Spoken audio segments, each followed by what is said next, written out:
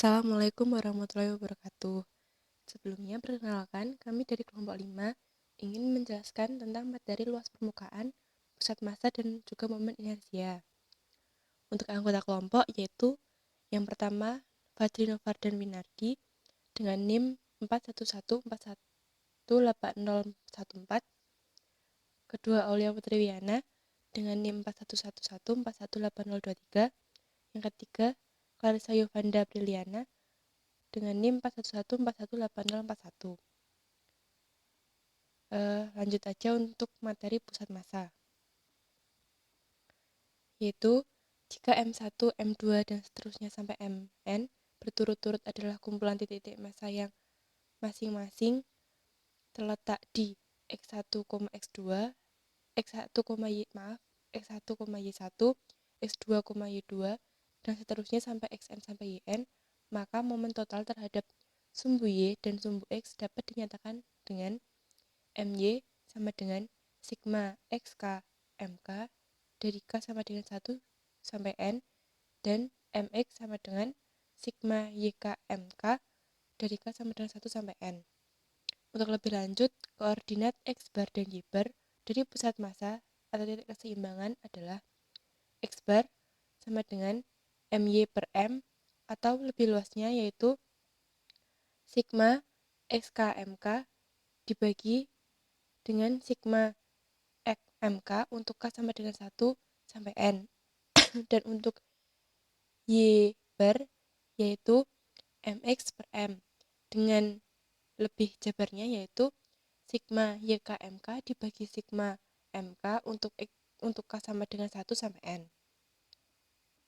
Untuk materi berikutnya yaitu momen inersia. Terdapat sebuah partikel dengan massa M, kecepatan V yang bergerak dalam sebuah garis lurus dirumuskan dengan KE yaitu setengah mv kuadrat, itu persamaan 1.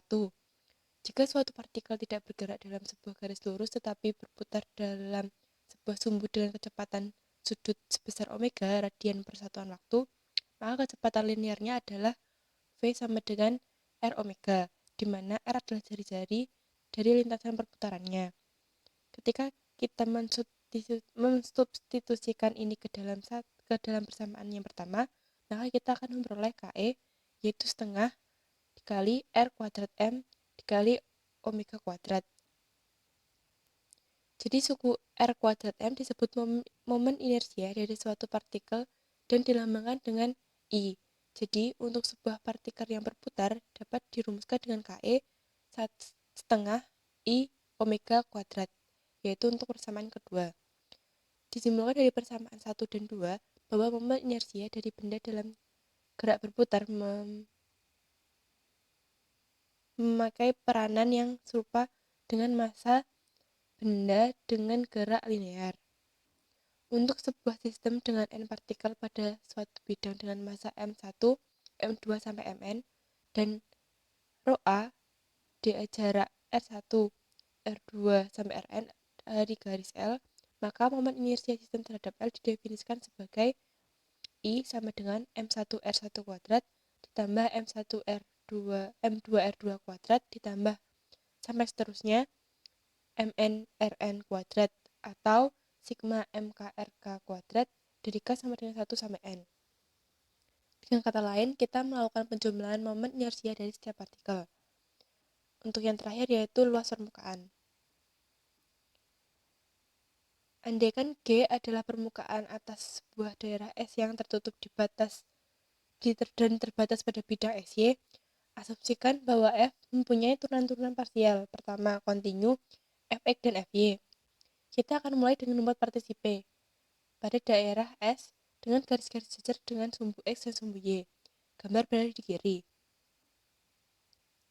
Misalkan Rm dengan M1, 2, sampai N menyatakan persegi-persegi panjang yang dihasilkan dan terletak sepenuhnya dalam S. Untuk setiap M, misalkan Gm adalah bagian dari permukaan yang diproyeksikan Rm. Dan misalkan Pm adalah suatu titik dari G yang diproyeksikan ke sudut Rm dengan koordinat X dan koordinat Y yang terkecil. Misalkan Tm menyatakan suatu jajaran genjang dari bidang singgung di PM dan proyeksikan ke RM, seperti ditunjukkan pada gambar di bagian kiri ini. Dan perincian berikutnya dituju pada gambar kanan.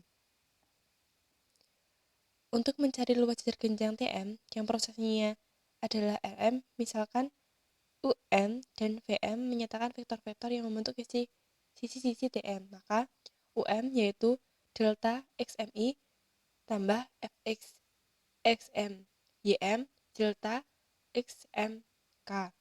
Untuk VM yaitu delta YMJ ditambah FY dikali XM, YM kali ke delta YMK. Untuk luas jajar genjang TM adalah jumlah dikali V, di mana UM dikali VM sama dengan I delta XM untuk J-nya 0, K-nya Fx XM YM delta XM. Untuk I-nya 0, J-nya delta YM, K-nya FY XM YM dikali delta YM. Dan perhitungan selanjutnya seperti ini.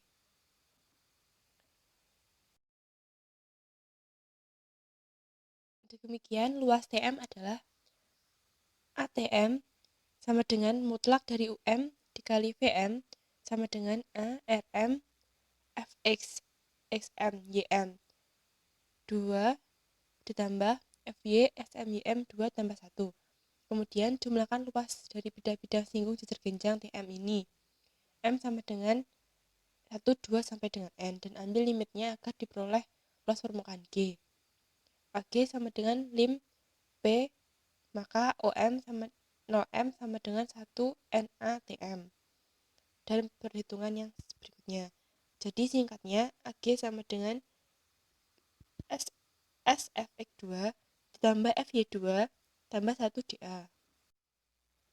Gambar di atas dibuat seolah-olah pada daerah S pada bidang XY adalah sebuah persegi panjang. Tapi di prakteknya, kita tidak selalu demikian. Gambar berikut memperlihatkan apa yang terjadi ketika S bukan merupakan persegi panjang. Untuk contoh soal, yaitu yang pertama, carilah pusat massa yang menempati daerah D yang mempunyai fungsi kerapatan rho yang diberikan.